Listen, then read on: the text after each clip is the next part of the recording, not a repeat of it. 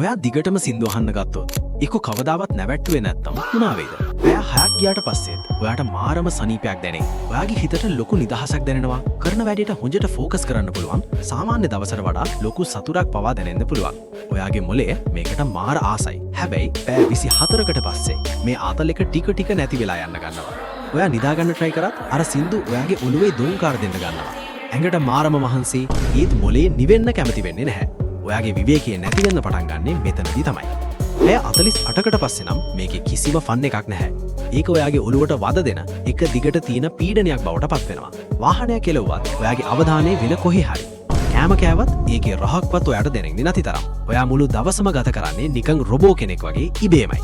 ඔයාගේ මනස සම්පූර්ණයෙන්ම ඕවර්ලෝඩ් වෙලා ඔළුවට ඕනි කරන්නේ නිශ්ශබ්දතාවයක්. ඒත් මේ දෙන උත්තේජනය කවදාවත් නැවතෙන්නේ නැහැ. ඒ වගේම දිනපතා සෞඛ්‍ය උපදෙස් සහ බොඩි හැක්ස් මග නොහැර බලන්න මාව ෆලෝ කරන්න.